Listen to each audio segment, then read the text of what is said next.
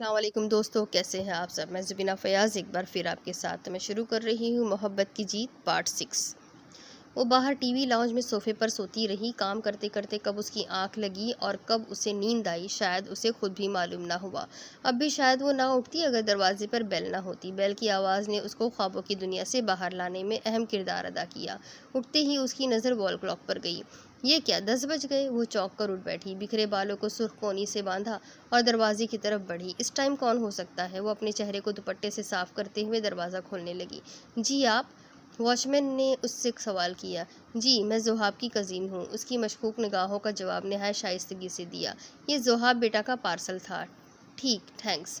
یہ پارسل کو میز پر رکھا اور دروازہ بند کر کے واش روم میں فریش ہونے کے لیے چلی گئی۔ آئی لو یو۔ زوہاب کے پرسکون چہرے پر تھوڑی سی ہلچل ہوئی۔ خوابوں کی دنیا میں آج بھی اس نے یہی الفاظ سنے اور ہمیشہ کی طرح یہ الفاظ کہتے ہی اس کی آنکھ کھل گئی۔ اس نے آنکھوں سے ارد گرد کی اشیاء کا جائزہ لیا۔ ہر شے اپنی مقررہ جگہ پر تھی۔ اس نے مبہوت ہر شے کو دیکھا۔ کل تک تو اس کا کمرہ ایسا نہ تھا، مگر اب ایسا کیسے؟ اس نے اٹھنے کی کوشش کی مگر اس کے اٹھنے سے پہلے ہی وہاں اغبیہ موجود ہوئی۔ ارے ارے، یہ کیا کر رہے ہو؟ وہ دوڑتے ہوئے اس کے پاس گئی اور اسے دوبارہ لٹا دیا۔ اگر کسی چیز کی ضرورت تھی تو مجھے بلا لیا ہوتا، یوں اٹھنے کی کیا ضرورت تھی؟ وہ اس سے پہلے کہ وہ کچھ بول پاتا، اغبی نے اسے خاموش رہنے کا مشورہ دیا۔ زوہاب کا ہاتھ کسی نوکیلی چیز سے ٹچ ہوا۔ اس نے ہاتھ اٹھا کر دیکھا تو وہاں ایک دوپٹہ تھا جو اس کی کمر کے نیچے تک سرکا ہوا تھا۔ ہاتھ دوپٹے کے ستاروں سے لگا تھا۔ اس نے حیرت سے اسے اپنی کمر کے نیچے سے نکالا۔ اغبی کی آنکھیں بھی یکٹک اسے ہی دیکھنے لگی۔ وہ کل رات میں تمہارے کمرے میں آئی تھی تو تم نے میرا دوپٹہ پکڑ لیا تھا، اس لیے مجھے یہیں چھوڑنا پڑا۔ زوہاب نے کچھ نہیں پوچھا تھا مگر اس کی نظریں کافی تھیں اور وضاحت طلب بات تو یہی تھی، کیونکہ شک کے لیے ویسے بھی ایک سوراخ چاہیے ہوتا ہے، راستہ تو یہ خود ہی بنا لیتا ہے۔ اچھا میں تمہارے لیے ناشتہ لے کر آتی ہوں۔ اس کے کچن میں چلے جانے کے بعد بھی وہ ٹکٹکی باندھے اسی دوپٹے کو ہاتھ میں لیے بیٹھا رہا۔ چہرے پر اگرچہ ابھی بھی غنودگی تھی مگر دل میں صرف خیال اغبی کا تھا۔ تھوڑی ہی دیر میں وہ ایک ٹرے میں انڈا، چائے اور بریڈ لیے موجود ہوئی۔ یہ لو ناشتہ۔ کمرے میں داخل ہوتے ہوئے اس نے زوہاب کے تاثرات کو پڑھ لیا تھا۔ شاید وہ خود بھی ابھی اس کے سامنے نہیں آنا چاہتی تھی مگر آنا ضروری تھا۔ زوہاب کو ابھی اس کی ضرورت تھی۔ اب جلدی سے ناشتہ کر لو۔ اس نے چائے کا کپ اٹھا کر اس کو تھمانا چاہا مگر اس نے نفی میں سر ہلا دیا۔ مجھے نہیں کرنا ناشتہ۔ نہیں کرنا ناشتہ؟ یہ کیا بات ہوئی؟ اس نے ہاتھ لگا کر اس کا ٹیمپریچر چیک کیا۔ خدا کا شکر ہے اب بخار بھی کم ہے۔ اب جلدی سے ناشتہ کر لو، پھر تم نے میڈیسن بھی لینی ہے۔ وہ پھر بھی خاموش رہا۔ اچھا تم ناشتہ کرو، میں ابھی کچن کا کام نپٹا کر آتی ہوں۔ وہ جانتی تھی کہ اس کے سامنے وہ کچھ نہیں کھائے گا، اس لیے بہانے سے وہاں سے چلی گئی۔ اب دوسری طرف اب کون آ گیا؟ انصر کافی غصے میں دروازے کی طرف بڑھا۔ سر میں درد تو اس کے پہلے ہی تھا اور پھر بار بار کوئی نہ کوئی دروازے پر آ کر اس کے آرام میں مخل دے رہا تھا۔ کبھی دودھ والا تو کبھی چوکیدار آ جاتا، کبھی دھوبی آ جاتا تو کبھی کوئی۔ صبح وہ 20 بار دروازہ کھول چکا تھا اور اب پھر سے دروازے پر بیل ہوئی۔ ہاں اب تمہیں کیا چاہیے؟ وہ اپنا جملہ ادھورا ہی چھوڑ گیا۔ سامنے ناز کھڑی تھی۔ ہاں میں، اور مجھے تو کچھ نہیں چاہیے، اس نے بڑی ڈھٹائی سے جواب دیا۔ میرا مطلب وہ نہیں تھا، صبح سے لوگوں نے تنگ کر رکھا ہے، بار بار کوئی نہ کوئی آ رہا ہے، تم اندر آ جاؤ۔ وہ وہاں کیوں کھڑی ہو؟ اس کے اندر آنے پر دروازہ لاک کیا۔ کوئی کام تھا؟ اس نے صوفے پر بیٹھتے ہوئے پوچھا۔ سر درد سے پھٹا جا رہا تھا مگر ناز کے ساتھ بیٹھنا بھی ضروری تھا۔ کیوں، بندہ کیا کسی کام سے ہی آ سکتا ہے؟ ویسے نہیں آ سکتا؟ اس نے بھویں اچکاتے ہوئے پوچھا۔ نہیں، ایسی بھی کوئی بات نہیں ہے، اس نے مصنوعی مسکراہٹ کے ساتھ جواب دیا۔ جب تم نہیں آئے ملنے تو سوچا میں خود ہی ملنے آ جاؤں، ناز نے ٹانگ پر ٹانگ رکھ کر جواب دیا۔ اس کی نظریں انصر پر تھیں مگر وہ اس کی حالت کو سمجھنے سے قاصر تھی۔ اچھا ہوا تم آ گئی، اور ویسے بھی تمہارا اپنا گھر ہے، جب چاہو آؤ۔ جبراً مسکرانا چاہا مگر سر درد نے ساتھ نہ دیا، مجبوراً اسے اپنے ہاتھ سے دبانا ہی پڑا۔ کیا ہوا؟ سر درد ہو رہا ہے کیا؟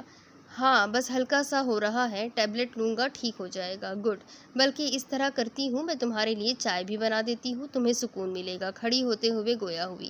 نہیں ناز، اس کی ضرورت نہیں، تم مہمان ہو، چائے تو مجھے بنا کر دینی چاہیے، تم بیٹھو، میں بنا کر لاتا ہوں۔ اس نے ناز کی پیشکش مسترد کر دی۔ واہ بھئی، ابھی تو تم نے کہا تھا کہ یہ میرا گھر ہے اور ابھی مہمان بھی بنا دیا۔ बड़ी जल्दी बयान बदलते हो, बिल्कुल सियासतदानों की तरह। शाने उचकाते हुए खुफगी दिखाते हुए बैठ गई। अच्छा भाई, नाराज मत हो, बना दो चाय। उसके अंदाज को देखकर हामी भर ली। ये हुई ना बात, तुम बैठो, मैं अभी चाय बनाकर लाती हूँ। ये कहकर वो किचन में चली गई। अब दूसरी तरफ घर के काम काज से फारिग होने के बाद वो ज़ोहाब के कमरे में चीज़ें समेटने गई तो ज़ोहाब को बेड की टेक के साथ पुष्ट लगाए बैठा हुआ पाया। उसकी नज़रें किसी गहरी सोच में डूबी हुई थी। तुम्हें किसी चीज़ की कोई ज़रूरत तो नहीं? उसने वार्डरोब खोल कर कपड़े को तह लगाना शुरू किए। हर कपड़ा बिखरा पड़ा था। नहीं शुक्रिया, एक पल तौक़ुफ़ के बाद मज़ीद कहा। मेरा इतना ख्याल रखने के लिए तुम्हारा शुक्रिया। तुम चाहो तो अब घर जा सकती हो। खाला परेशान हो रही होंगी। वैसे भी अब मैं बिल्कुल ठीक हूँ। उसकी नज़रें छत पर थी। ज़्यादा मत बनो। कपड़ों को छोड़कर वो उसके पास आई और उसकी पेशानी पर हाथ रखा। देखो, तुम्हें अभी भी हल्का हल्का बुखार है। अभी मज़ीद तुम्हें आराम की ज़रूरत है। तुम बस आराम करो, बाकी किसी चीज़ की फ़िक्र मत करो, ओके? उसने बच्चों की तरह उसको नसीहत की और दोबारा कपड़ों की तह लगाने के लिए आगे बढ़ गई। तुम इतना ख्याल क्यों रख रही हो मेरा? उसकी बातों में आज पहली बार किसी किस्म के गुस्से का अंसर शामिल न था। वो नॉर्मल बात कर रहा था। इस वक्त कोई भी ये नहीं कह सकता था कि ये वही ज़ोहाब है जिसकी नाक पर हर वक्त गुस्सा परवान चढ़ता रहता है। आज का ज़ोहाब यकसर मुख्तलिफ था। शायद तुमको मालूम है। इसके सवाल पर उसके हाथों ने काम करना बंद कर दिया। उसका ये सवाल करने का क्या मकसद था? हालांकि वो खुद भी इस सवाल का जवाब जानता था और उसने भी वही जवाब दिया। फिर क्यों कर रही हो कोशिशें? उसने पूरी गुफ्तगू में पहली बार उसके चेहरे की तरफ सरसरी निगाह डाली थी। शायद मंजिल मिल जाए। वो वार्डरोब के हर शय को अपने अपने ठिकाने लगा चुकी थी। अब बस बेडशीट चेंज करना बाकी थी। उसने वार्डरोब से एक बेडशीट निकाली और उसे टेबल पर रखा। कुछ मंजिलें ऐसी होती हैं जिनको कभी पाया नहीं जा सकता। तब इंसान टूटकर बिखर जाता है, मगर समेटने वाला कोई नहीं होता। उग्बी ने ज़ोहाब को सहारा देते हुए सोफे पर बिठाया और पुरानी बेडशीट को उठाकर एक तरफ रख दिया। मंजिल का मिलना या ना मिलना तो किस्मत का खेल है।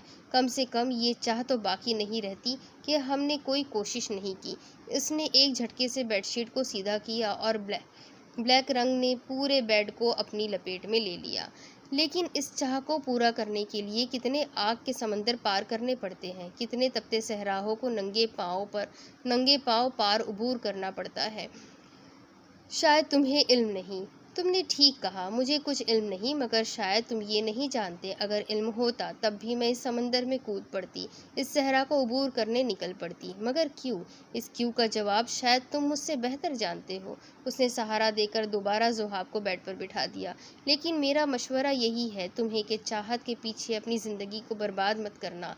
ये किसी भी टाइम धोखा दे सकती है। उसने माजी के भंवर में उलझ कर कहा।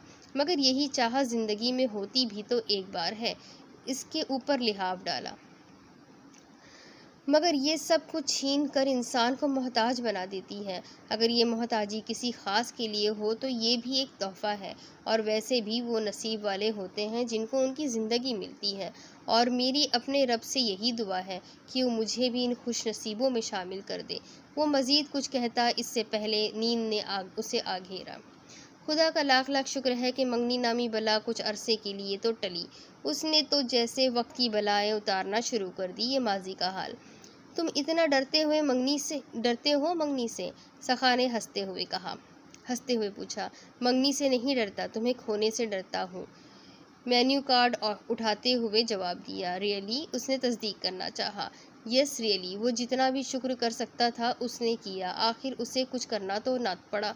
हुस्ना के नाना के अचानक फौतगी की वजह से मंगनी की डेट 2 हफ्तों के लिए पोस्टपोन हो गई थी। वक्त तो अब भी कम था, मगर इसके लिए काफ़ी था, वरना 1 हफ्ते की तलवार तो इसके सर पर ही लटक रही थी।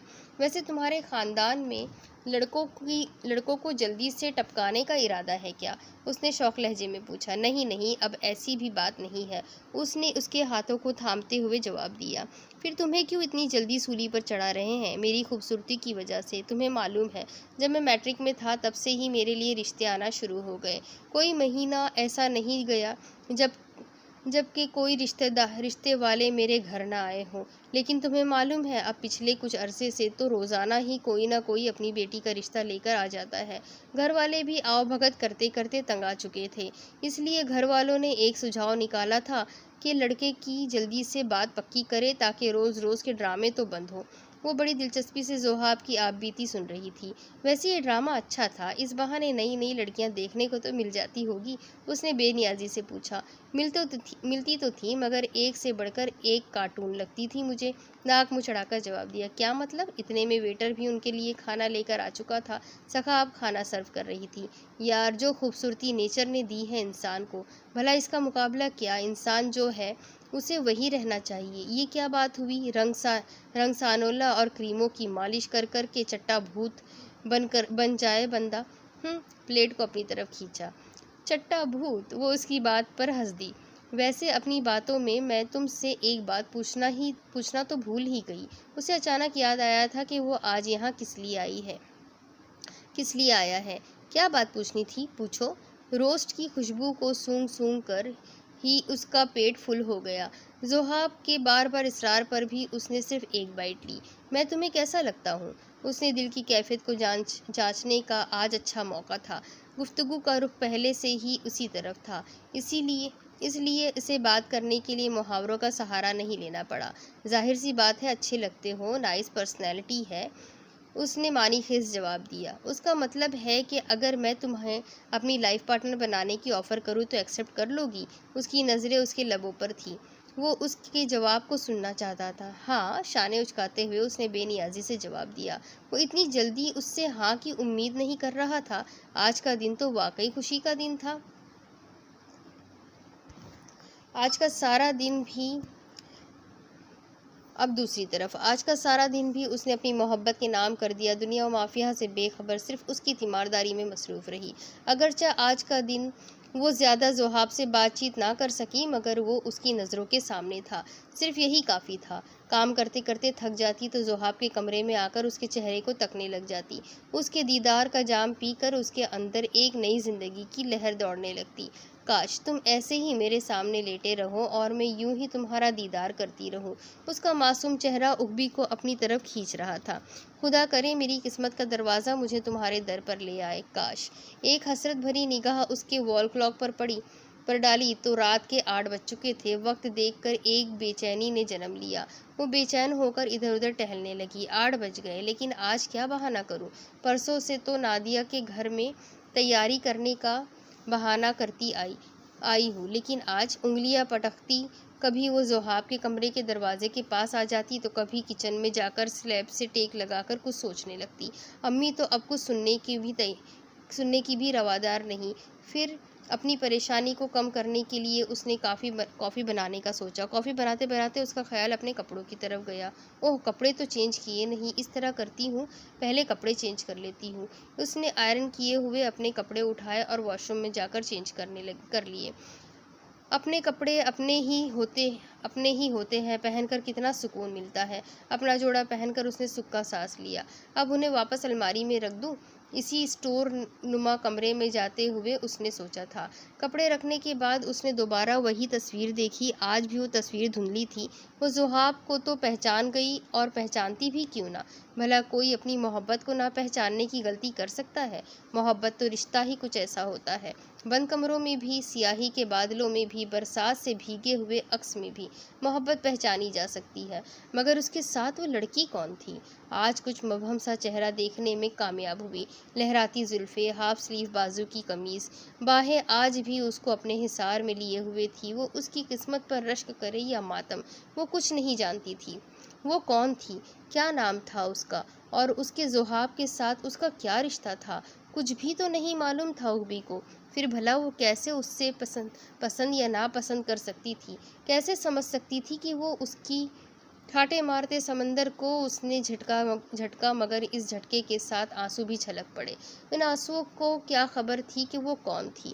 پھر کیوں وہ اس کی آنکھوں سے برسے تھے؟ شاید وہ سمجھ چکے تھے جسے یہ سمجھنا نہیں چاہتی تھی۔ وہ اسی تصویر کو ہاتھ میں لیے کھڑی اس چہرے سے उस चेहरे से सवाल और जवाब कर रही थी। कौन हो तुम? क्या रिश्ता है तुम्हारा ज़ोहाब के साथ? अफसोस खामोशी के सिवा कोई जवाब न दे सका। तुम्हारी हिम्मत कैसे हुई इस कमरे में आकर इस कमरे की चीज़ों को छूने की? एक गरजदार उसके कानों में ऐसी गूंजी कि उसके हाथों से वो फ़ोटो नीचे गिर गई। हाथों में लर्जिश पैदा हो गई। उसने पलट कर देखा तो वहाँ ज़ोहाब खड़ा था। आज वो उसका ज़ोहाब था। चेहरे पर वही गुस्सा, वही घूरती आंखें, लहराती जुल्फ़ें, माथे पर शिकन। वो उसके पास आया। उसके वजूद में लर्जिश बढ़ती जा रही थी। तुम्हें कोई हक नहीं पहुँचता इस तस्वीर को हाथ लगाने का। तस्वीर को उठाते हुए उसने कहा था। उसकी आवाज़ में आज फिर पहले किसी बेरुखी थी। अपनायत जो कल से उसके लहजे में थी, आज फिर कहीं गायब हो गई थी। आज फिर वो उसे गैरों की तरह ट्रीट कर रहा था। मैं तो बस आज फिर वो कुछ ना बोल पाई। ज़बान फिर लड़खड़ा गई। मैं तो बस क्या? झिल्लाकर उसकी तरफ देखा। आंखों में आज फिर नफ़रत के अंगारे थे। वो दहकती आंखों से उसकी तरफ देख रहा था। किसी की ज़िंदगी के राज़ों को जानने का किसी को कोई हक नहीं पहुंचता। सुना तुमने? एक बार फिर आवाज़ गरजी। या शायद मौसम की खराबी थी जो आवाज़ गरजी थी। वो समझ नहीं पाई कि ये बादलों की आवाज़ थी या उसके सामने खड़े ज़ोहाब की। दोनों की आवाज़ में ममासलत थी। उग्बी ने निगाहें ऊपर उठाना चाही तो लाइटें भी ऑफ हो गई। खराब मौसम की वजह से पावर सप्लाई मुनक़ता हो गई। बस बिजली की चमक थी जो शीशों को चीर कर अंदर आ सकती थी। किसी को कोई हक नहीं पहुंचता कि वो किसी के माजी को इसके सामने लाए। वो गरजा था, मगर आवाज़ में वो तनाव नहीं था जो पहले था। अब दर्द की काफ़ी आमेज़श थी। अंधेरे में भी उसकी सियाह आंखों में मोती की सी चमक देखी जा सकती थी। वो मोती थे या शबनम के कतरे जो इस तूफ़ानी रात में उसकी आंखों में तीर रहे थे। इसका गुस्से से सुर्ख होता चेहरा अब दर्द के साहिलों में भटकता हुआ महसूस हो रहा था। बिजली की चमक ने सब कुछ वाज़ेह कर दिया था। उसकी आंखों में ना तो कोई मोती था और ना ही वो शबनम के कतरे उसकी आंखों में तीर रहे थे। वो आंसू थे, दर्द के आंसू, यादों के भंवर में फंसे हुए आंसू, जो देखने में तो शबनम के कतरों की मानिंद थे, मगर मोतियों की सी चमक रखते थे, जो उसकी बेचैन और सियाह आंखों को धुंधला कर रहे थे, उसके कर्ब को बयान कर रहे थे। तुमने सही कहा, किसी के माजी में ताक झाँक करने का किसी को कोई असर नहीं पहुँचता, मगर दर्द को तो बांटने का हक पहुँचता है ना। ख़ास तौर पर उसको तो ये हक हासिल होता है जो आपकी परवाह करता है, आपके दर्द को बांटना चाहता है। उग्बी ने उसके रुखसार पर हाथ फेरा तो वो आंसू नुमा मोती उसके हाथों को बोसा करने लगे। यक्के बाद दिगरे वो उसके हाथों को बोसा दे रहे थे। आज इन आंसुओं को ज़बान मिली थी। वो बोल रहे थे, उसके हाथों को अपनी दास्तान सुना रहे थे, मगर वो तो उसकी ज़बान से सुनना चाहती थी। खुदा के लिए चली जाओ यहाँ से, अकेला छोड़ दो मुझे। दर्द जब हद से बढ़ गया तो उसकी आवाज़ में भी नरमी आ गई। बिजली की चमक ने सियाह कमरे को लम्हा भर के लिए फिर से रोशन किया। वो उसके सामने हाथ जोड़े खड़ा था, जैसे उससे माफ़ी मांग रहा हो, मगर उसने तो कोई गुनाह नहीं किया था। फिर हाथ क्यों जोड़े हुए थे? शायद दर्द को छुपाने के लिए। दर्द को समेटने की कोशिश मत करो। ये एक पेड़ की तरह है, छुपाने से परवान चढ़ता है और निकाल कर फेंक देने से कम होता है। उसके हाथों को नीचे करते हुए उसने कहा था, दर्द को मत सेट करके रखो। जो दिल में है उसको बाहर निकाल दो। तुम्हारे दर्द को ज़बान की ज़रूरत है। उसे ज़बान बख्श दो। वो बाहर आना चाहता है, उसे बाहर आने दो। देखो, मैं जानती हूँ कोई ना कोई बात ज़रूर है जो तुम्हें अंदर ही अंदर से खाए जा रही है, तुम्हें खोखला कर रही है, तुम्हारे वजूद को मस्मार कर रही है, तुम्हारे किरदार की नफ़ी कर रही है। इसकी बातों को सुनकर ज़ोहाब ने अपना रुख फेर लिया। पावर सप्लाई बहाल कर दी गई।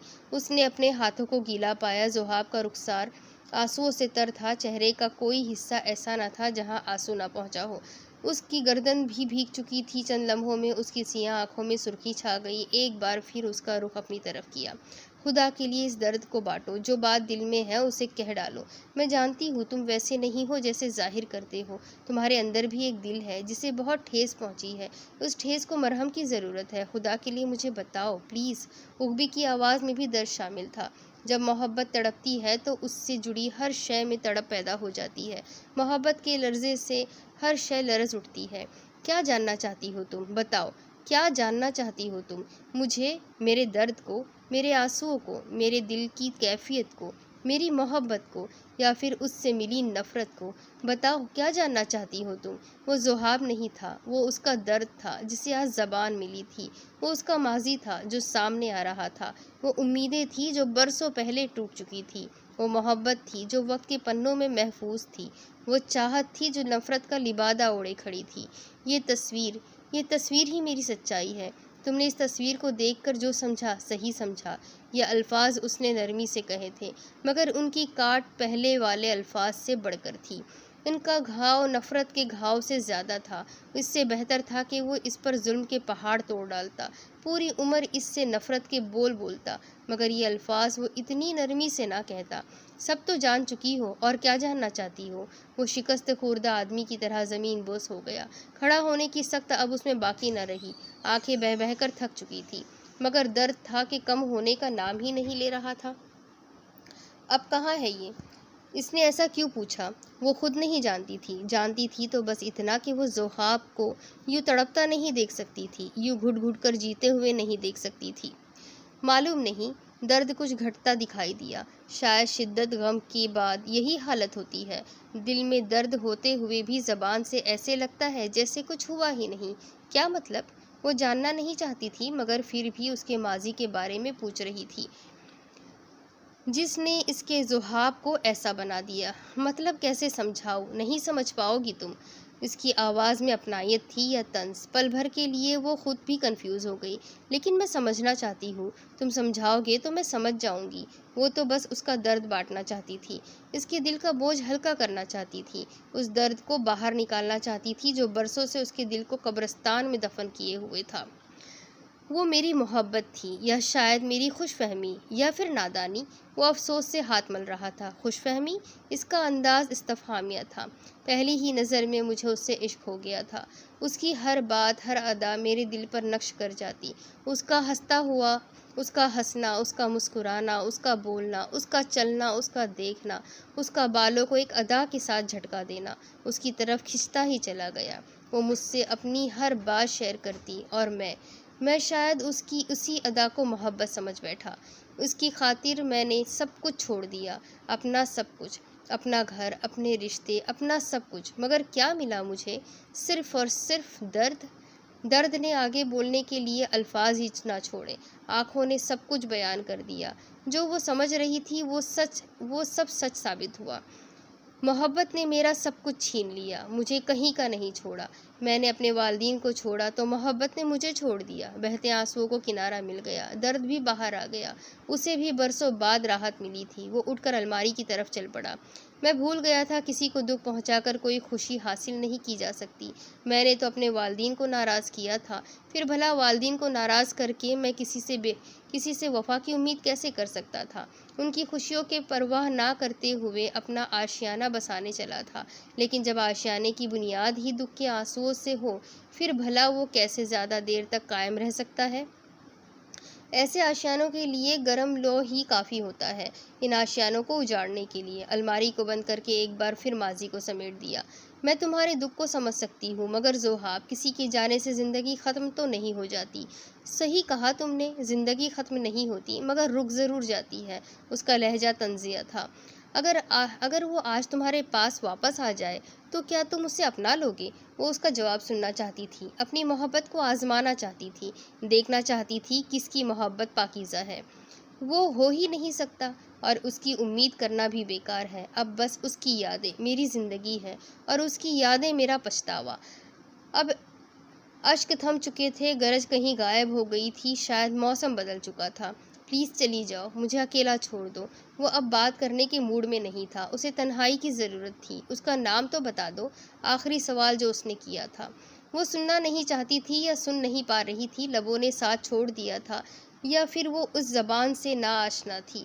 گھر جاتے ہوئے ہر شے میں اسے وہی تصویر دکھائی دی، ہاف سلیوز، لہراتی زلفیں، باہیں، آنسو، درد، محبت، نفرت۔ سڑکوں پر بارش کا پانی تھا، مگر وہ اسے ذوحاب کی آنکھوں سے بہتے ہوئے اشک سمجھ رہی تھی۔ آج کتنا ابر برسا ہے آنکھوں سے، آسمان بھی غم کی داستان سن کر تلملا اٹھا ہوگا۔ محبت کے درد کو شاید وہ بھی برداشت نہ کر پایا، تبھی تو اتنا کھل کر برسا تھا۔ اس کی آنکھوں کی جل تھل ابھی بھی جاری تھی۔ یہ کیا میری آنکھوں سے آنسو؟ اب کیوں نکل رہے ہیں آنسو؟ آج اس نے پہلی بار اپنی کوئی بات اس سے شیئر کی تھی، پھر کیوں نکل رہے ہیں؟ وہ اس کی زندگی میں نہیں ہے، نہ ہی کبھی لوٹ آنے کی امید ہے۔ جو ہو نہیں سکتا اس کی امید کرنا بھی بیکار ہے۔ پھر یہ نا امیدی کیسی؟ یہ آنسو کیسے؟ یہ کرب کیسا؟ یہ کھونے کا درد کیسا میں محسوس کیوں کر رہی ہوں؟ وہ واپس نہیں آئے گی، ہاں وہ واپس نہیں آئے گی۔ کہاں تھی تم؟ وہ ڈرائنگ روم میں تھی، مگر روح تو شاید ابھی بھی زوہاب کے پاس ہی تھی۔ یہ محبت بھی کیا چیز ہے، انسان کا جسم ذلیل ہونے چھوڑ دیتی ہے اور روح اس کو اپنے ساتھ لے جاتی ہے۔ میں نے پوچھا کہاں تھی تم؟ ناصرہ کا لہجہ آج کچھ الگ تھا، مگر کیوں؟ میں وہ کچھ کہتے ہوئے لڑکھڑا رہی تھی۔ پہلے جھوٹ بولا تو تھا، مگر اب کیوں نہیں بول پا رہی؟ شاید اس لیے کہ اس کا جھوٹ پکڑا گیا تھا۔ صوفے پر نادیہ بیٹھی تھی، اس کی آنکھیں بھی سوالیہ تھی۔ تم نے کیوں سچ بتایا؟ وہ اس سے پوچھنا چاہتی تھی، مگر قصور اس کا بھی نہیں تھا، قصور خود اس کا تھا جو اس نے جھوٹ بولا تھا۔ زوہاب کے پاس تھی، اس کی خاموشی کو فوراً سمجھ گئی، خود ہی سوال داغا تھا۔ جی امی۔ اب وہ جھوٹ نہیں بول سکتی تھی، ایک سچ کا ہی تو راستہ بچا تھا۔ پٹاخ! وہ اپنی بات مکمل نہیں کر پائی، ایک زوردار تماچا اس کے دائیں رخسار پر پیوست کیا گیا۔ وہ بائیں طرف جھک گئی۔ نادیہ بھی ایک پل کے لیے ہکا بکا رہ گئی۔ شاید اسے سچ نہیں بتانا چاہیے تھا آنٹی کو، مگر اب دیر ہو چکی تھی، حقیقت تو سامنے آ ہی گئی تھی۔ میں نے کہا تھا نا اس لڑکے سے دور رہنا، پھر کیوں گئی تم اس کے پاس؟ اس کے لہجے میں روکھا پن تھا۔ امی وہ آنسو روا تھے، بنا سچائی جانے وہ ایسا کہہ رہی تھی۔ شاید سچائی جان کر اپنا نظریہ بدل لیتی، مگر نہیں، وہ کچھ سننے کو تیار ہی نہیں تھی۔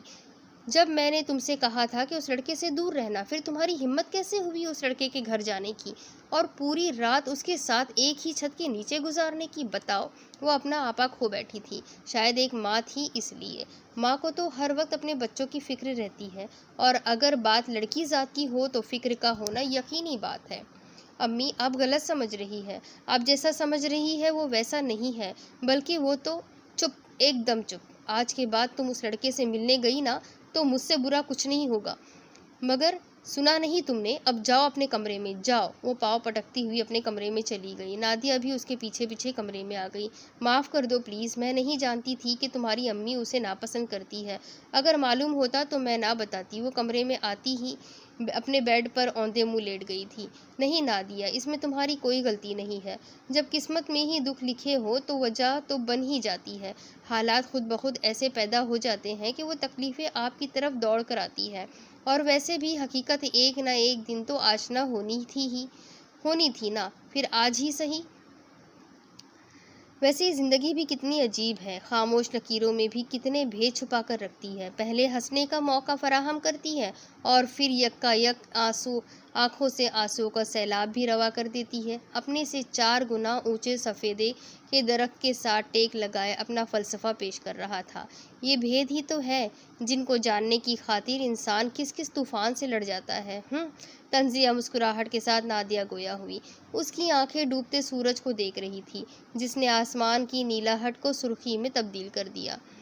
بادلوں کے سرمئی رنگ کے غول بھی اس سرخی کو کم کرنے سے قاصر تھے۔ ویسے پرانے زمانے میں لوگ کہتے تھے جب ایسا موسم ہو تو سمجھو کسی کا قتل ہوا ہے۔ اگر اسی فلسفے کو حقیقت مان لیا جائے تو آج نہ جانے کس نے اپنا پیار کھو دیا ہوگا۔ اب فائق بھی ڈوبتے سورج کی طرف دیکھ رہا تھا، جو پوری شان و شوکت سے اپنی منزل کی طرف رواں دواں تھا۔ کوئی بھی اس کا راستہ نہیں روک سکتا تھا۔ قتل تو واقعی ہوا ہے، مگر آج نہیں، بہت عرصے سے ہو رہا ہے، مگر شاید موسموں نے دیکھنے میں دیر کر دی۔ نادیہ نے ٹھنڈی آہ بھرتے ہوئے فائق کے سامنے والے درخت کے ساتھ ٹیک لگا لی۔ فائق اس کی بات کو سمجھ نہ سکا۔ اس نے استفہامیہ انداز میں نادیہ کی اور دیکھا۔ اس بار جسم کا نہیں، روح کا قتل ہوا ہے، ارمانوں کا قتل ہوا ہے، اور وہ بھی ایک بار نہیں، کئی بار۔ نادیہ نے فائق کی آنکھوں میں ابھرتے سوال کو پڑھ لیا تھا۔ اور تم جانتے ہو، جس کے ارمانوں کا قتل ہوا ہے وہ پھر بھی امید باندھے ہوئے ہے کہ شاید کبھی تو اس مردہ جسم میں جان آئے، اس کے روٹھے ہوئے ارمان ایک بار پھر لوٹ آئے۔ فائق سمجھ گیا تھا کہ نادیہ کس کی بات کر رہی ہے۔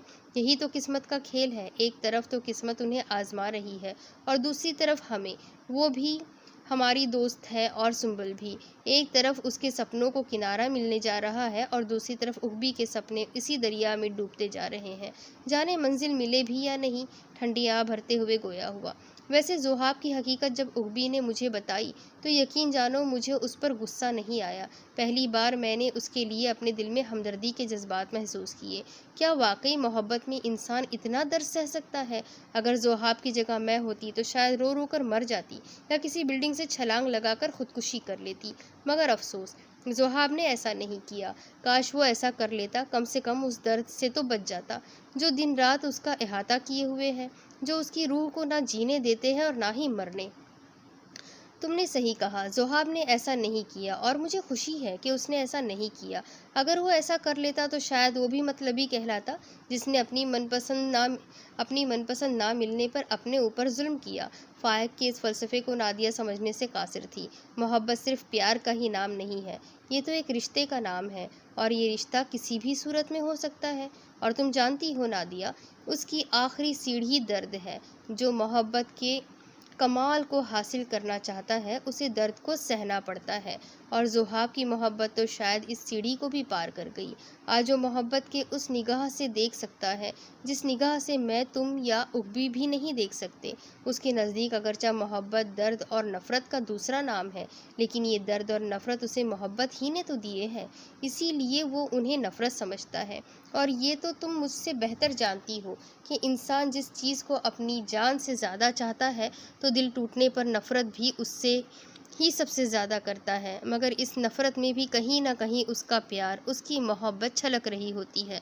اور یہی حال ہے شاید ذوحاب کا بھی۔ آج پہلی بار وہ دونوں ذوحاب کو اپنی گفتگو کا حصہ بنا رہے تھے، یا پھر شاید اس کی محبت کو۔ سورج ڈھل چکا تھا، پرندے واپس اپنے اپنے آشیانوں کی طرف لوٹ آ رہے تھے، ہوائیں بھی افق کی اور چل رہی تھی، ہر چیز رات کو بسر کرنے کے لیے اپنے اپنے ٹھکانے پر پہنچنے کی سعی کر رہی تھی۔ کاش وہ دونوں کبھی مل جائیں۔ کون؟ اغبی اور ذوحاب، یا پھر ذوحاب اور وہ؟ نادیہ سوچ کر رہ گئی۔ پوچھنا چاہتی تھی مگر شاید جواب تو وہ بھی نہیں جانتا تھا۔ دونوں پارکنگ ایریا کی طرف بڑھے۔ پہلے ذوحاب کے گھر چلتے ہیں، اس کو سنبل کی شادی کا کارڈ بھی تو دینا ہے، بعد میں تمہیں ڈراپ کر دوں گا۔ اس نے بنا کچھ کہے شانے اچکائے، شاید وہ آج کی گفتگو کا کوئی عنوان تراشنے میں مصروف تھی۔ سب درخت پیچھے کی طرف جا رہے تھے، ٹمٹماتی گاڑیاں ہارن بجاتی یونیورسٹی روڈ پر گامزن تھیں۔ وہ پرسکون ماحول چاہتی تھی، مگر سب اپنی اپنی منزل پر پہنچنے کی خاطر جلدی میں تھے۔ پہلے تو اکا دکا ہارن کی آوازیں آ رہی تھیں، مگر کارڈیالوجی ہسپتال کے قریب تو جیسے گاڑیوں کا تانا باندھا ہی بندھا ہوا تھا۔ یک کے بعد دیگر کئی گاڑیاں ان کے آگے نکلتی گئیں۔ بائیں ہاتھ پر موجود چناب کلب آج بھی پیلی روشنی میں نہایا ہوا تھا۔ اس کے اغبی حصے میں موجود جناح گارڈن سے آتی ٹھنڈی ہوائیں اس کے دل کو مسحور کر رہی تھی۔ وہ کار سے نکل کر ان ہواؤں کو اپنی روح کا حصہ بنانا چاہتی تھی، مگر رات کافی ہو جانے کی وجہ سے وہ ایسا نہیں کر سکتی تھی۔ سگنل گرین ہوتے ہی چناب کلب پیچھے حرکت کرتا محسوس ہوا۔ ہر طرف چہل پہل تھی، گاڑیوں کا شور اس کے خیالوں میں مخل ہو رہا تھا۔ اس نے اپنی طرف کا شیشہ بند کر دیا اور آنکھیں بند کر کے سستانے لگی۔ جلد ہی آوازوں میں کمی آ گئی۔ وہ پیپلز کالونی کی سنسان سڑکوں پر تھے، ہر طرف بلند و بالا پلازے، شاپنگ مال اور اس میں بے جان پڑے مجسمے اس سے کچھ کہہ رہے تھے، مگر وہ انہیں دیکھتی ہوئی آگے بڑھ رہی تھی۔ ڈی گراؤنڈ میں ہمیشہ کی طرح خاموشی کا راج تھا، خاص طور پر ٹیکنیکل اسکول کے بیک سائیڈ پر جہاں ہوٹل ون تھا۔ ایک دم پرسکون ماحول، صرف ایک ہوٹل کی فلک بوس عمارت تھی۔ کار کو پارکنگ ایریا میں پارک کرنے کے بعد وہ تینوں لفٹ کے ذریعے تھرڈ فلور پر گئے۔ ہوٹل میں خاموشی تھی، باہر موجود اکا دکا گاڑیوں کی آوازیں بھی دم توڑ گئی۔ نیم مدھم روشنی دیکھتے ہی انسان کو غشی آنے لگے۔ السلام علیکم، کیسے ہو ذوحاب؟ بیل بجاتے ہی اس نے دروازہ کھولا تھا۔ وعلیکم السلام، تم دونوں یہاں؟ وہ انہیں دیکھ کر چونک گیا تھا۔ آج سے پہلے تو وہ کبھی اس کے پاس نہیں آئے تھے، مگر آج یہ سنبل کی شادی کا کارڈ دینا تھا۔ پرسوں اس کی شادی ہے، شاہویز کے ساتھ، تم آنا ضرور۔ اس نے ہاتھ میں لیتے ہوئے ہلکی سی مسکراہٹ لبوں پر لانے کی کوشش کی۔ اس سے پہلے کہ وہ انہیں اندر آنے کو کہتا، انہوں نے اجازت مانگی اور وہاں سے چل دیے۔ اب اس کے آگے کی سٹوری میں آپ کو اگلی قسط میں سناؤں گی کہ آگے کیا ہوگا۔ کیا سنبل کی شادی میں یہ جائے گا؟ کیا اقبی کو اس کی محبت کبھی مل سکے گی؟ کیا وہ کبھی اپنے غموں سے باہر نکل پائے گا؟ کیا ذوحاب کی زندگی میں دوبارہ سے ہنسی خوشی اور محبت آ پائے گی؟ یہ سب کچھ جاننے کے لیے میرے ساتھ بنے رہیں، اگلی قسط میں پھر ملیں گے۔ اللہ حافظ۔